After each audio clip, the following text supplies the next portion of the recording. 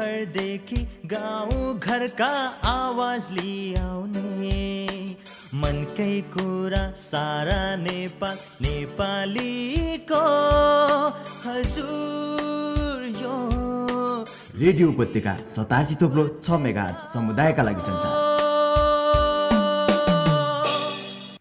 नमस्कार, बिजनेस यात्रा विशेषबाट म दीपक रियालको। आज हामीले बिजनेस यात्रामा नेपालकै ठुलो व्यावसायिक होलसेल बजार एनबिटिसीका बारेमा छलफल गर्छौं। झन्डै 8 वर्ष अघि निर्माण सुरु गरिएको एनबिटिसी बिल्डिङ अहिले तयार भई सञ्चालनमा आएको छ।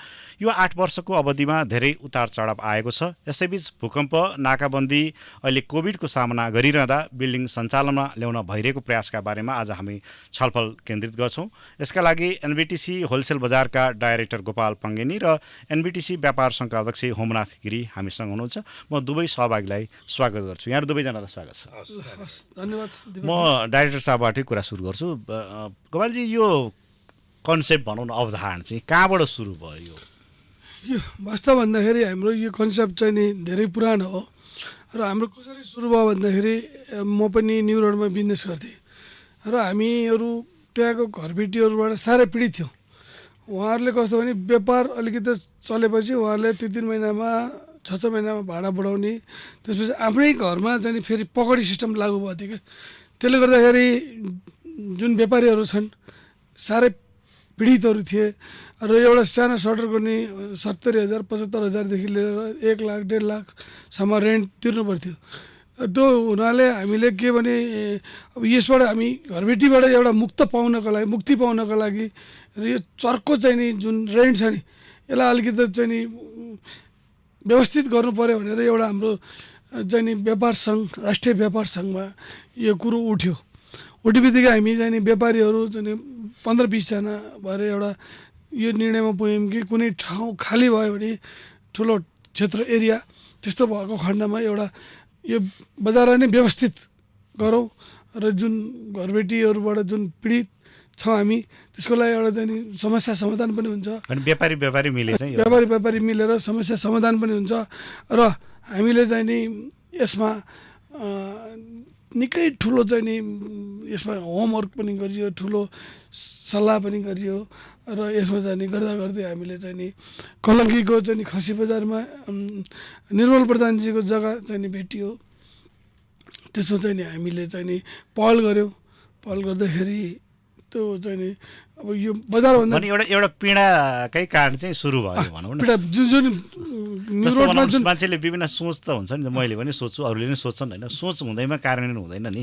तर त्यो आँट चाहिँ त्यति बेला 8 वर्ष अगाडि आँट चाहिँ नि हाम्रो त्यही त अब एकदम मेरो के छ भने आँट गरिसकेपछि कुनै कुराहरू निस्किसकेपछि त्यसलाई चाहिँ नि कार्यान्वयनतिर लाग्ने मेरो एउटा दृढ विश्वास र दृढ सङ्कल्प थियो।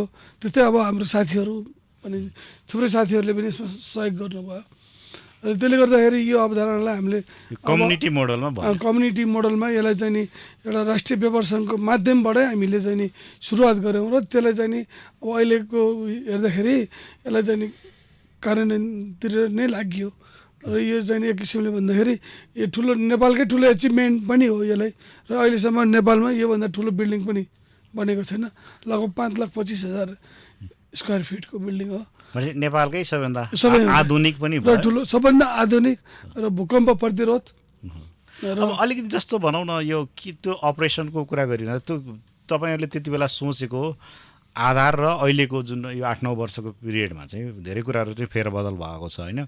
व्यावहारिक पक्षबाट हेर्दाखेरि यहाँहरूले त्यो जुन सामना गरेको चिज छ नि, अब मैले अघि पनि भनेको थिएँ भूमिकामा, जस्तो भूकम्प आयो, नाकाबन्दी भयो होइन, अहिले कोभिडसँग जुधिरहेका छौँ होइन, त्यो बेलाको परिकल्पना र अहिले यो बिचमा भएको हडल्सहरू चाहिँ कस्तो छ त्यो सम्झिँदाखेरि चाहिँ? त्यो सम्झिँदाखेरि अहिलेको त अलिकति स्थिति, पहिलाको अलिकति हामी यङ पनि थियौँ र यङ जुन ऊर्जा थियो, अब त्यो अहिलेको विभिन्न देशको परिस्थितिले गर्दाखेरि त्यो ऊर्जालाई अलिकति हाम्रो उमेरमा आइपुग्दासम्म त्यो अलिकति खस्किँदो भयो क्या। जुन ऊर्जा थियो नि, इनर्जी, त्यो इनर्जीलाई हामीले अहिले त्यो यो उमेरले गर्दाखेरि त्यसलाई क्याच गर्न सकिएन हेर्नुहोस्।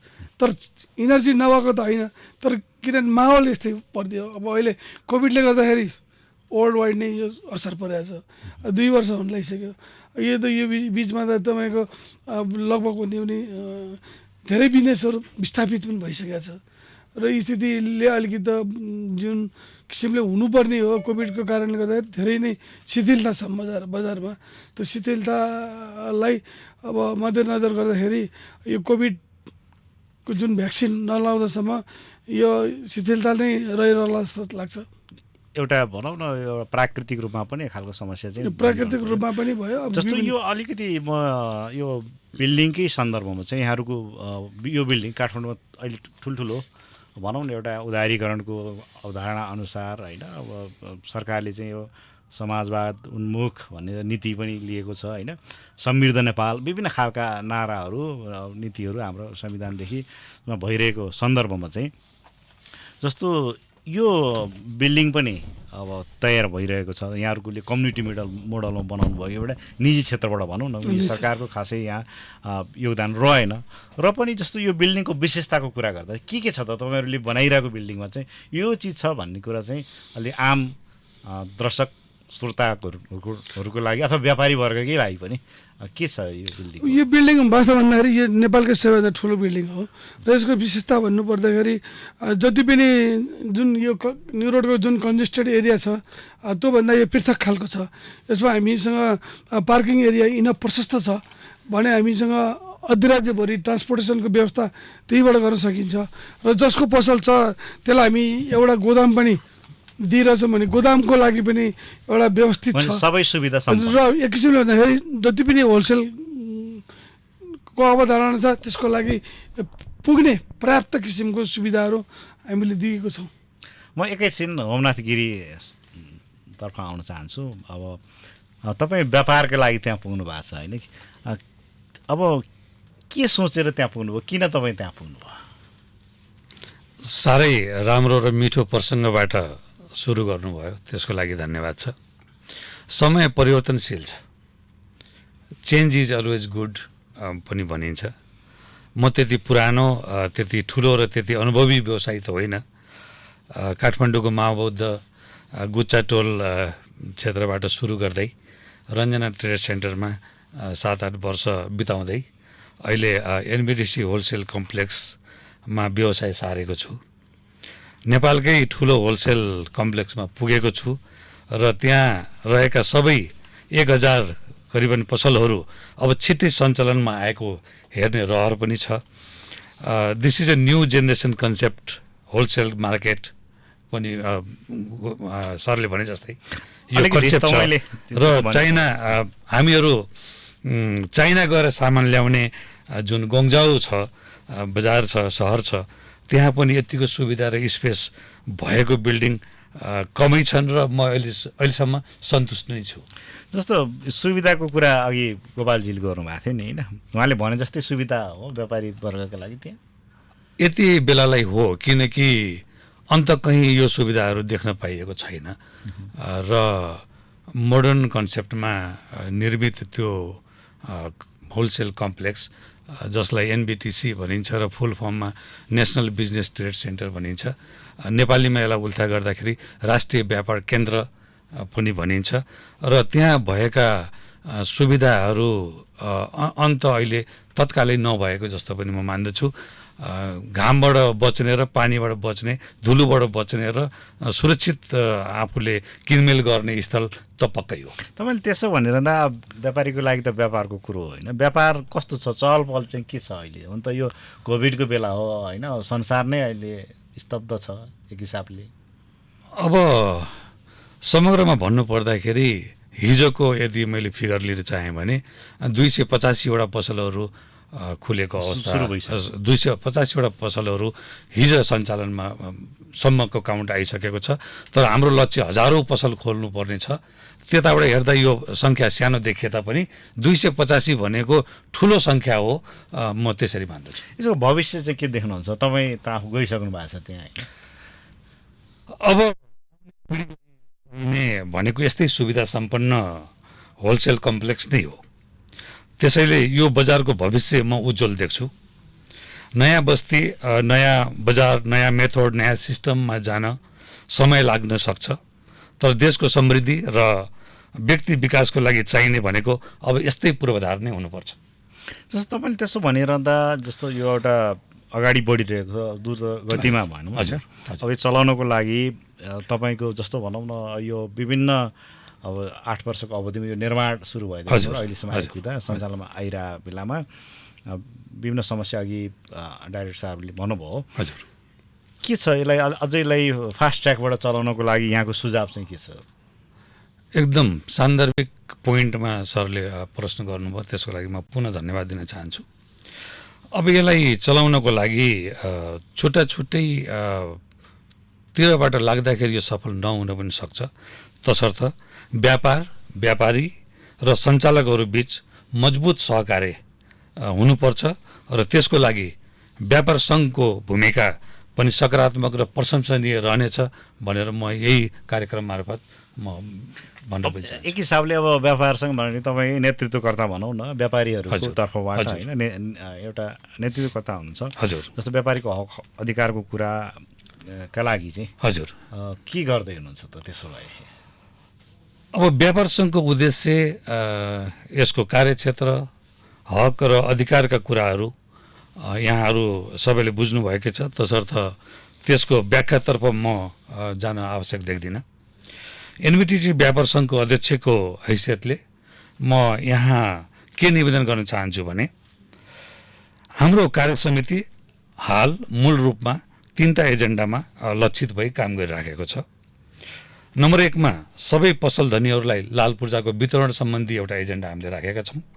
त्यसको लागि कम्पनीसँग सहकार्य भइराखेको छ र त्यसमा सन्तोषजनक अब रिजल्ट आउँछ भन्ने हामी सबैले आशा गरिसकेका छौँ। नम्बर 2 मा सबै पसलहरू, त्यहाँ भएका करिबन 1000 पसलहरू पूर्ण रूपमा यथाशीघ्र सञ्चालन हुनुपर्छ भन्ने हाम्रो दोस्रो एजेन्डामा राखेका छौँ। तेस्रो 3 नम्बरको एजेन्डामा भाडामा लिने र भाडामा दिने बिचमा हुने विकृतिहरूलाई कडा रूपमा नियन्त्रण गर्नुपर्छ भन्ने हाम्रो एउटा तेस्रो एजेन्डामा राखेका छौँ। साथै हामीले दिनहुँ त्यस भवनमा जस्तै मैले भनेअनुसार पार्किङ, गोदाम र करिब 1000 पसलहरू गरी बनेको त्यो ठुलो भवनको 8 तले कम्प्लेक्समा व्यापार सङ्घले प्रत्येक दिन लगभग 1 घन्टा घर दैलो कार्यक्रम गरे चाहिँ सबैलाई भेट्छौँ। भने एउटा प्रयास चाहिँ यहाँहरूले गरिरहनु भएको छ एउटा?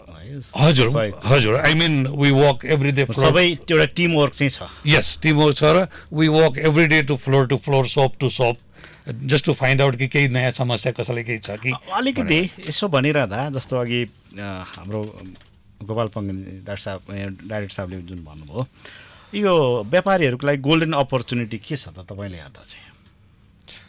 अब हेर्ने नजरिया आफ्नो आफ्नो हुनसक्छ। त्यसमा पनि अलिकति खण्डन गर्नु पर्दाखेरि एउटा सर्टेन जेनेरेसनले काठमाडौँ उपत्यकामा गरेका होलसेल बजारको जुन एउटा मेथड थियो, एउटा सिस्टम थियो, त्यो अब परिवर्तन हुँदै गइरहेको छ। अब नेक्स्ट जेनेरेसनलाई हस्तान्तरण गर्नको लागि यस प्रकारको चाहिँ नि अब कन्सेप्टमा जानै पर्छ र गइराखेको पनि छन्। विभिन्न तपाईँले भन्नु समयको माग हो यो, त्यसरी नै बुझौँ हामी? हजुर, यो समयको माग हो, किनकि जेनेरेसन ग्यापले गर्दाखेरि अहिले यो कन्सेप्टमा आउनै पर्छ। ढिलो चाँडो यो मलहरू चल्नै पर्छ र मल कन्सेप्टमा जान्छ भन्ने मलाई। ठिकै, अब म तपाईँसँग फेरि पनि आउँछु। गोपालजी, जस्तो यो मैले तपाईँलाई पनि त्यही प्रश्न, एउटा गोल्डन अपर्च्युनिटी भन्छ नि, अहिले त्यहाँ जानेहरू, व्यापार गर्न जानेहरूको लागि चाहिँ अपर्च्युनिटी चाहिँ के छ? के सुविधा दिइरहनु भएको छ तपाईँहरूले? अपर्च्युनिटी भन्दाखेरि अब हाम्रो एउटा कुरो बिल्डिङै नेपालकै तपाईँको सबभन्दा आधुनिक र सुविधा सम्पन्न छ। त्यसमा चाहिँ नि हामीसँग 24वटा एक्सिलेटर भरिङहरू छन्, जो कि गेस्टहरू कस्टमरहरूलाई आवत जावत गर्नको लागि। अनि त्यसमा चाहिँ नि 7वटा लिफ्ट छ र त्यसमा हाम्रो प्यासेज पनि अति फराकिलो छ। 10 फुटको प्यासेज छ। त्यो प्रायः चाहिँ नेपालको कुनै पनि बिल्डिङमा त्यति फराकिलो प्यासेजहरू छैन।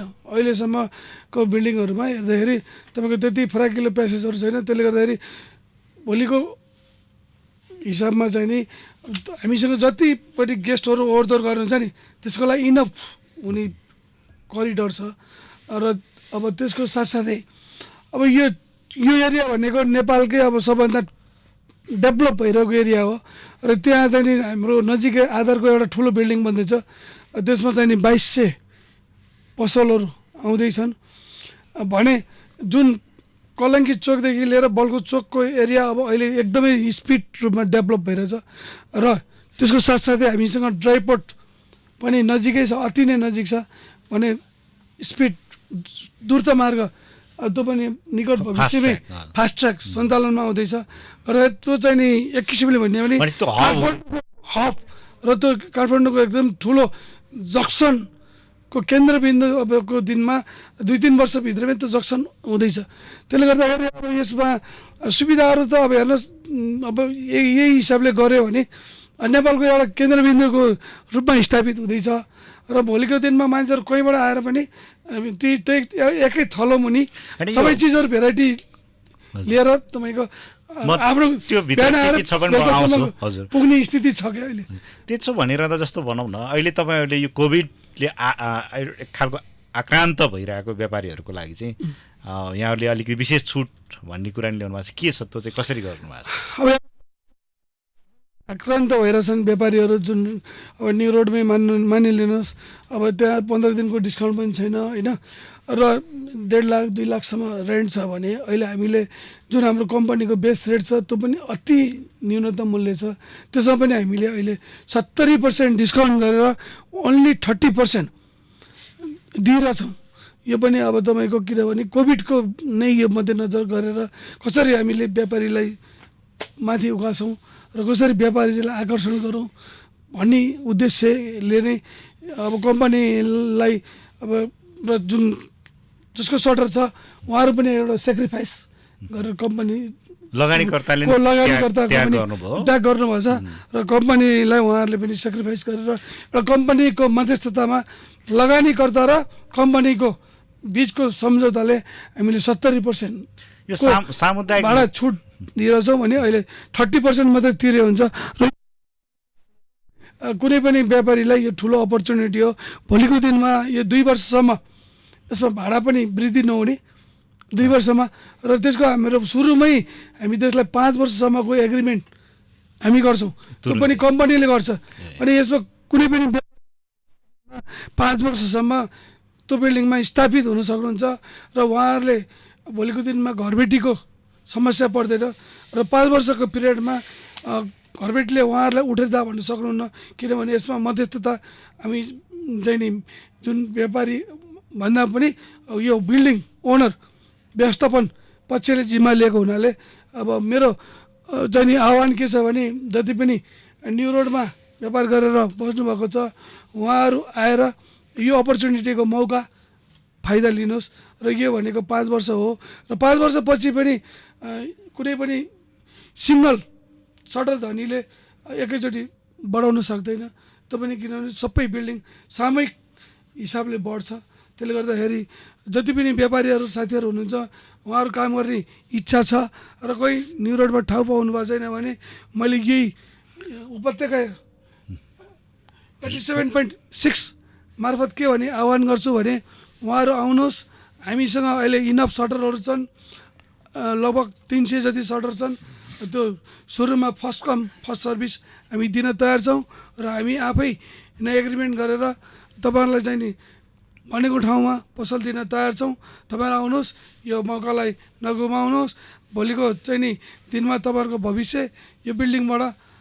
राम्रोसँग हुन्छ तपाईँहरू यो मौकालाई हामी रेडियो उपत्यकामा आज बिजनेस यात्रा व्यापारको सन्दर्भमा एनबिटिसी होलसेल बजार यो नयाँ बजार काठमाडौँमा कलङ्कीमा सुरु भएको छ यो बजारका बारेमा यो अत्याधुनिक बजारका बारेमा हामी कुराकानी गरिरहेछौँ यो कुराकानीमा एनबिटिसी होलसेल बजारका डाइरेक्टर गोपाल पङ्गेनी र एनबिटिसी व्यापार सङ्घका अध्यक्ष होमनाथ गिरी हुनुहुन्छ होमनाथ गिरीतर्फ फेरि म आएँ जस्तो यो तपाईँहरूले यो फेसिलिटीहरू यति दिइरहँदाखेरि होइन यो उहाँले भन्नु 5 वर्षसम्मको व्यापारीहरूलाई एक खालको यो कोभिडले पनि आक्रान्त बनाएको झन्डै 2 वर्ष हुन लाग्यो यो बेलामा जुन फेसिलिटी दिनुभएको छ अब के छ व्यापारीहरूले कसरी यसलाई लिनुभएको छ तपाईँ त प्रतिनिधि हुनुभयो त्यहाँको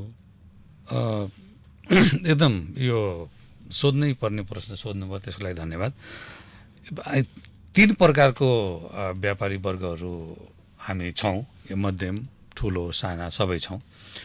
कुनै यङ जेनेरेसन पनि आउनुभएको छ, कुनै अन्त पसल छोडेर त्यहाँ आउनुभएको छ, कसैले ब्रान्च खोल्नुभएको छ। र यो स्थिति पछिल्लो 18-20 महिनाको जुन यो कोभिडको सिचुएसन छ, यसले मान्छेहरूको सोच्ने क्षमतालाई पनि अलिकति फरक पारेको छ, साहसलाई पनि फरक पारेको छ। सामानहरू हामीहरू चाइनाबाटै धेरै डिपेन्ड हुनुपर्ने भएकोले त्यताको पनि स्थिति नराम्रो हुँदाखेरि अहिले धेरै प्रकारको राहतहरू दिँदै पनि म यो कुरा दोहोऱ्याउन चाहन्छु, हामीले त्यो त्यहाँ 1000 पसल अझै खोल्न सकेका छैनौँ। अहिले जुन लगानीकर्ताहरू हुनुहुन्छ जसले त्यहाँ गोपाल सरले भने जस्तै जस्तो अब लगानीकर्ताहरूले चाहिँ सेक्रिफाइस गरेको कुरा उहाँले गर्नु भयो नि, जस्तो होइन 70% छुट भनेको त एक खालको फ्री जस्तो हो नि होइन? मैले गोपाल सरकै तर्फ जोड्न चाहेँ। हजुर, यसमा एक हातले ताली त बज्दैन, यसमा दुई हातले ताली बजेको छ। लगानीकर्ता र म्यानेजमेन्ट र व्यापारी वर्ग साथै हामी सहयोगीहरू सबै मिलेर नै अगाडि बढ्ने एउटा लक्ष्य लिएर निर्णय लिएका हौँ। सबैजना सहमत हुनुहोला नहोला त्यो आफ्नो ठाउँमा छ। परिस्थिति जटिल भएको हुँदाखेरि मैले बुझेअनुसार र मैले पाएको फिडब्याक अनुसार ल ठिकै छ नि त, यसरी जाउँ नि त अहिलेलाई, पछि अब 2 वर्षपछि रिभ्यू गरौँला, अहिलेलाई ल निर्णयलाई हामी स्वीकारै गऱ्यौँ भन्ने धेरै जसो फिडब्याक आएको हुँदाखेरि म उहाँहरूलाई विशेष म त धन्यवाद गर्न चाहन्छु। उहाँहरूले यसरी चाहिँ कुराहरू बुझिदिनु भयो।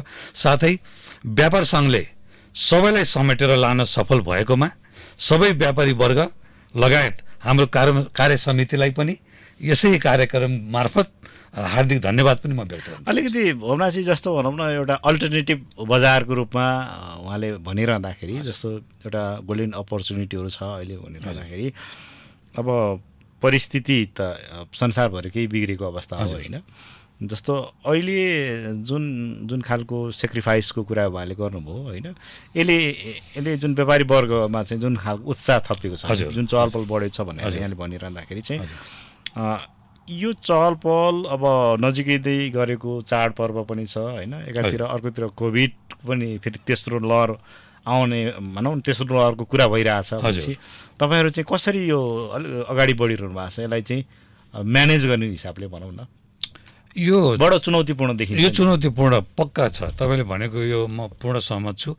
र खास गरी हामीले चाडपर्वको बेलामा व्यापार व्यवसाय अलिकति बढ्ने जुन ग्राफ हामीले देखिराखेका छौँ, त्यसलाई लक्षित गरेर नै हामीले यो डिस्काउन्टका केही सहयोगहरू हामीहरूले सबैले जुन स्वीकार दिनुभएको छ, लगानी वर्ग इत्यादि सबैले, त्यसको लागि हामी सराहना गर्छौँ। र धेरैजना साथीहरूले अन्त पसल भए तापनि ब्रान्च खोल्दै हुनुहुन्छ र उतातिर अनकम्फर्टेबल सिचुएसन छ भने उहाँहरू सरेर पनि आइराख्नु भएको छ।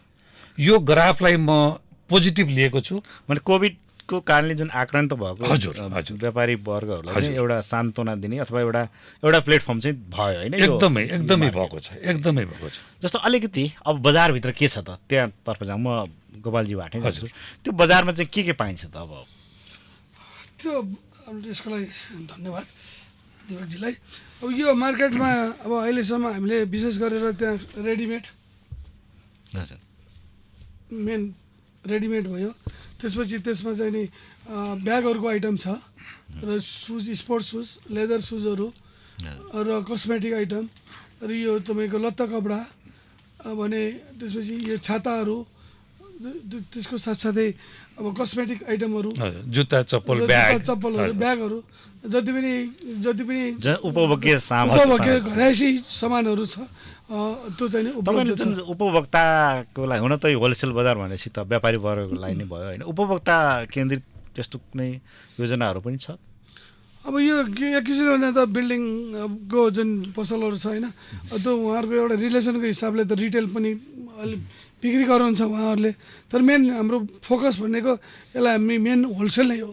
यो चाहिँ नि जति पनि हुन्छ नि अब अलिकति क्वान्टिटीमा जसले त्यहाँबाट लगेर रिटेलमा कस्टमरसम्म पुर्याउने हिसाबले नै हामीले त्यो बिल्डिङ भने सबै प्रकारका सामग्री त्यहाँ पाउँछ। सबै प्रकारको सामग्री अलिकति प्रसङ्ग बदलौँ, जस्तो भनौँ न इन्फ्रास्ट्रक्चर, देशको विकास भनेको चाहिँ पूर्वाधार पनि भनिन्छ होइन।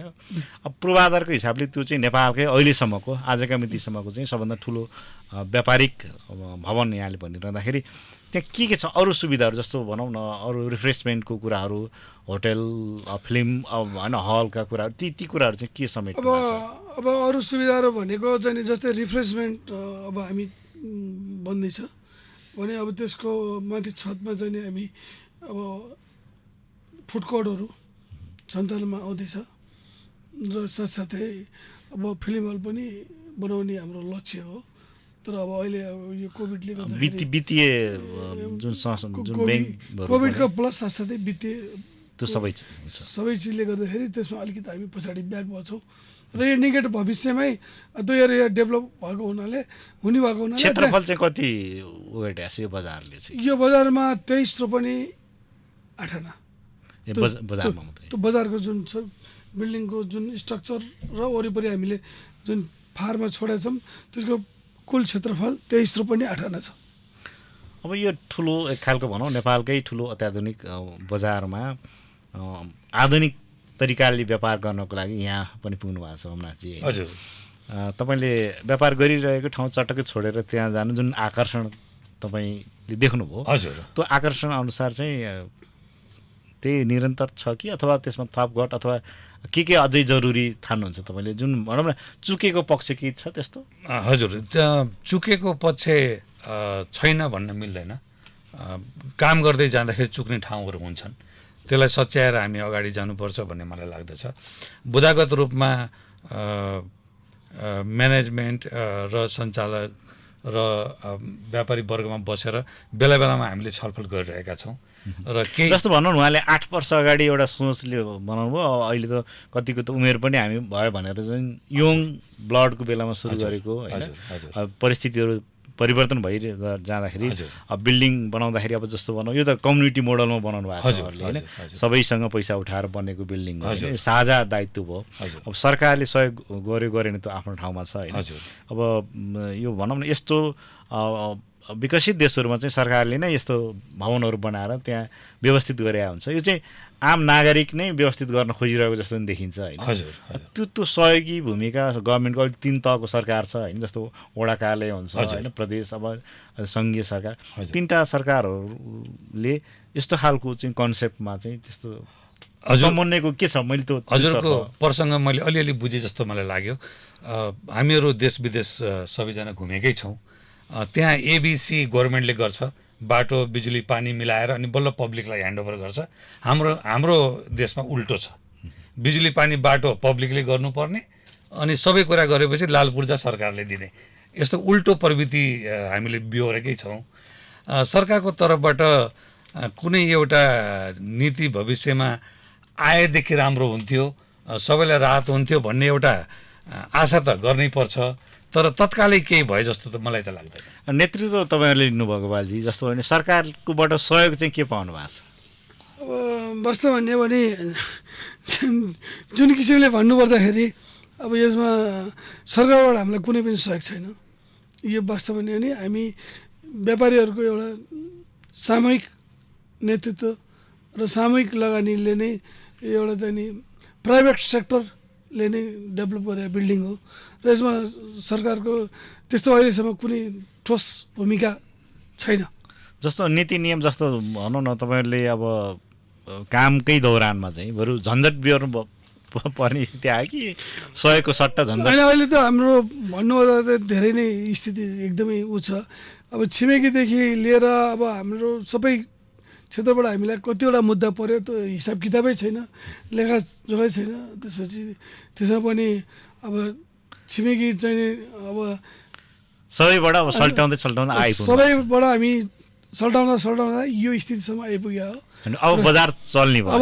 अबको दिनमा जस यो कोभिडको स्थिति नभइदिएको खण्डमा बजार राम्रोसँग चल्ने थियो र अहिलेको दिनमा किनभने अब यो काम गर्नलाई सहज वातावरण पनि छैन, चाइना जानलाई मान्छेहरूको सहज छैन। यो तपाईँले जस्तो भनौँ चाइना जान सहज वातावरण छैन भनेर दा यो चाइनाबाट ल्याएको सामान मात्रै हुन्छ यहीँ उत्पादित गार्मेन्टका सामानहरू नेपाली बजारका सामान पनि बिक्री हुन्छ त्यसमा? अब यसमा के छ भने तपाईँको चाहिँ नि कति सामानहरू चाइनाबाट आउँछ र जुन यहाँबाट उत्पादन हुन्छ नि त्यो चिज पनि चाइनाबाट आउँछ क्या। मानिलिनुहोस् अब र मेटेरियलहरू कपडादेखि लिएर टाक बटन लेबल धागो एभ्रिथिङ चाइनाबाट आउने हो। खालि यहाँ त के भने स्ट्रेचिङ मात्रै हो। त्यसले गर्दाखेरि चाइनासँग सहज भइदिएको खण्डमा यो प्रोडक्सन पनि सहज रूपमा हुन्छ र मान्छेहरू अहिलेको जुन स्थिति छ पैसा पठाउने पनि सहज छैन भने विभिन्न किसिमको प्रब्लम छ अहिले कोभिडले गर्दाखेरि। अब त्यसले गर्दाखेरि अलिकति बजार स्थापित हुनलाई पनि त्यो सहज नभएको हुनाले अलिकति हामी पछाडि परिरहेछौँ र यो सहज भएको खण्डमा यो मार्केटलाई चाहिँ नि असहज हुँदै पनि फुलफिल गरेर पनि हामी यस्तोहरू 2-3टा चाहिँ नि बिल्डिङ तयार गर्ने स्थिति पनि आउने दिन आउँछ। किनभने यो खास यो कोभिडको समस्या हुनाले नै यो अहिलेको प्रब्लम देखियो। कोभिडकै कारण चाहिँ अलिकति यो भयो तर पनि तपाईँहरू त्यो व्यापारिक हब नै बनाउने भनेर कलङ्की क्षेत्रलाई लागिरहनु भएको छ। अब यो हिसाबमा एउटा मात्रै यो बिल्डिङ त होइन अरू 2-3टा छ अरू, किनभने यहाँ त हाम्रो लगभग न्यु रोडको व्यापारी साथीहरूको यहाँ ठुलो लगानी भइसकेको छ। हिसाबले गर्ने भने 1000 करोडभन्दा बढी लगानी भइसकेको छ अहिलेको दिनमा। त्यो पनि एउटा बिल्डिङमा पनि त्यस्तो बिल्डिङहरू 4-5वटा बिल्डिङ आउँदैछ भनेपछि त लगभग 30-40 हजार करोड त लगानी हुने छ अबको 5 वर्षको भित्रमा। भने त्यो हिसाबले त यो तपाईँको सबभन्दा राम्रो अब काठमाडौँकै मेन एउटा हब मार्केटको ठुलो हब हुन्छ यो। अघि तपाईँले किन काठमाडौँ मेन कुरो सुक्खा बन्दरगाहको कुरा एउटा कुरो म यसमा के भन्न चाहन्छु भने जस्तै न्यु रोडमा तपाईँको गल्लीमा आगो लागि भयो भने त्यसमा त तपाईँको के छ पोसिबल त छैन। हेर्नुहोस् तपाईँको दमकल जाने त तपाईँको स्थिति छनै छैन तपाईँको। अनि यो बिल्डिङ त सुरक्षित बिल्डिङ हो त्यो अहिलेसम्म किनभने भगवान् श्री पशुपतिनाथको कृपाले त केही पनि भएको छैन। तर नहोस् तर भएको खण्डमा धेरै व्यापारीहरूको स्थिति धेरै नाजुक हुन्छ विस्थापित हुने स्थिति आउँछ।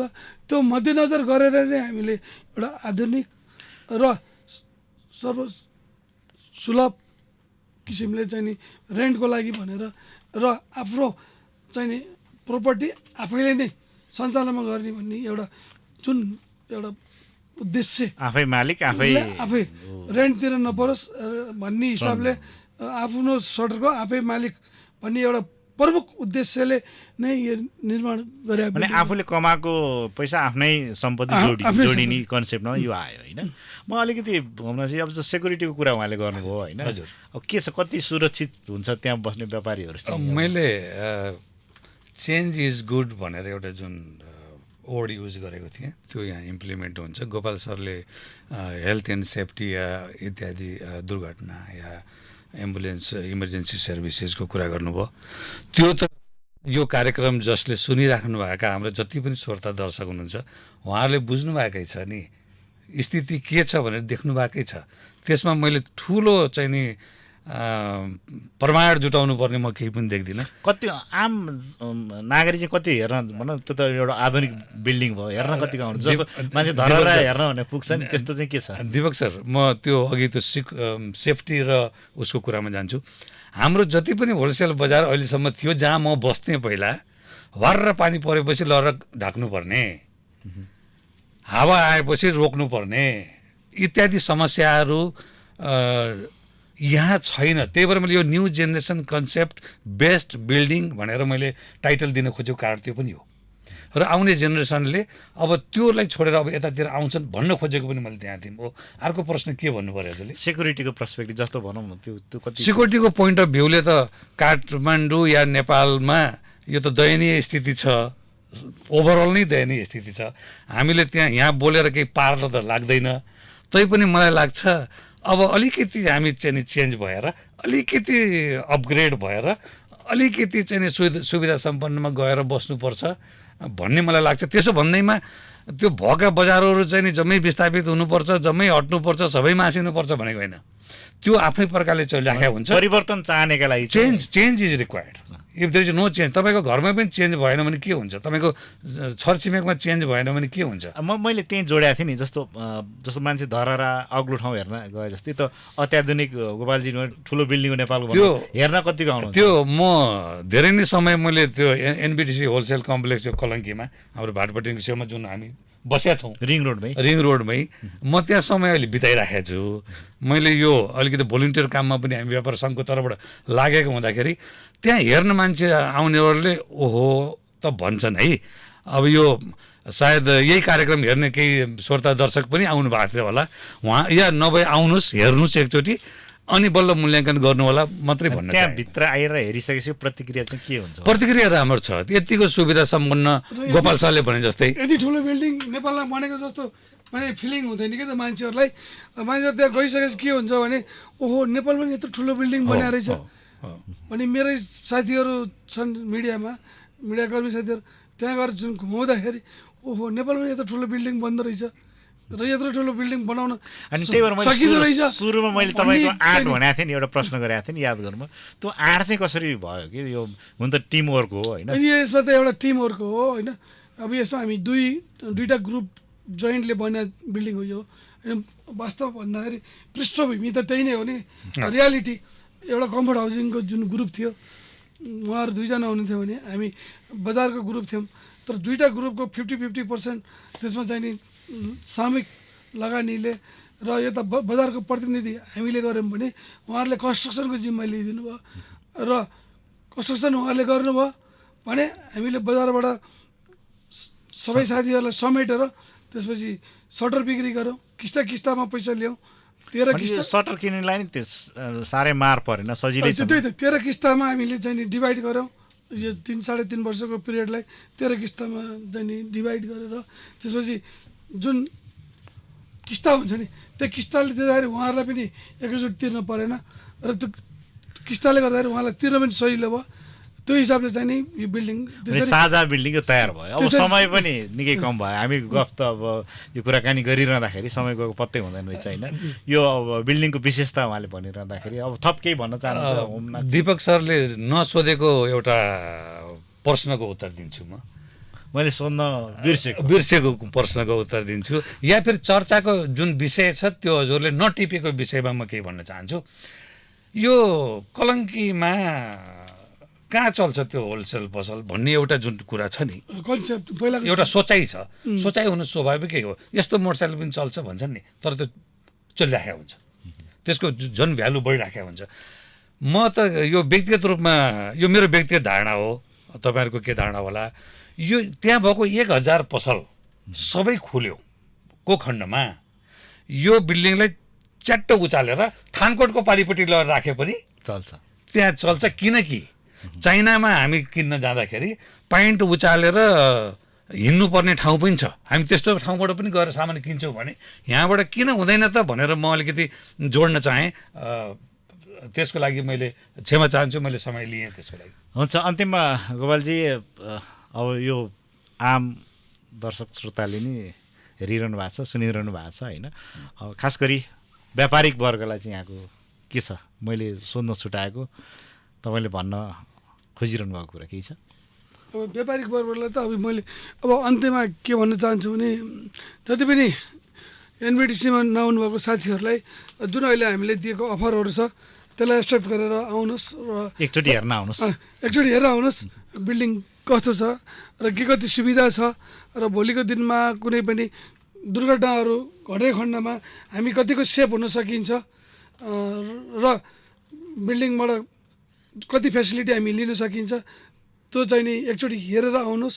र अनि एउटा मौका पनि 30% भन्नुभयो र जुन 70% छुट छ त्यो मौकालाई पनि अपर्च्युनिटी सम्झेर तपाईँहरू चाहिँ नि एकचोटि त्यो बिल्डिङमा आएर समय दिएर आउनुहोस् र आफ्नो चाहिँ नि बिजनेस सञ्चालन तपाईँहरूले घुमाउने व्यवस्था पनि छ? हामीसँग सबै घुमाउने व्यवस्था हुन्छ। समय पनि सकिन्ला हजुर, टुङ्गाइहाल्नुहोस्। ल अब म के भन्छु भने अन्तमा यसरी चाहिँ नि रेडियो उपत्यका 87.6 हाम्रो चाहिँ नि दीपक बाबुजीले बोलाएर अनि हाम्रो चाहिँ नि यो एनबिटिसी बिल्डिङको एउटा चिनारी दिने मौका दिनुभएको खण्डमा उहाँलाई धेरै धेरै धन्यवाद र उहाँको टिमलाई पनि म धेरै धेरै धन्यवाद दिन चाहन्छु। हस्, Thank यहाँहरू दुवैजनालाई धन्यवाद। खास गरी एउटा मलाई पनि सम्झिनु भयो, त्यसको लागि धन्यवाद। यो सामूहिक कन्सेप्टमा, एउटा अवधारणामा सामूहिक हिसाबले यहाँहरूले जुन काम गरिरहनु भएको छ, एउटा नेतृत्व लिइरहनु भएको छ। यहाँहरूले अब एउटा वर्गलाई समेटेर चाहिँ केही गरौँ नेपालमा होइन, एउटा इन्फ्रास्ट्रक्चरमा पनि एउटा आयामको रूपमा एउटा अगाडि बढ्नु भएको छ। यहाँहरूलाई शुभकामना। र यस छलफलमा, आजको बिजनेस यात्राको विशेष छलफलमा एनबिटिसी होलसेल बजारका डाइरेक्टर गोपाल पङ्गिनी र एनबिटिसी व्यापार सङ्घका अध्यक्ष होमनाथ गिरी दुवैजनालाई फेरि पनि धन्यवाद दिँदै म दिपक रियाल पनि बिदा हुन्छु। हवस् त, नमस्कार। हवस्, नमस्कार।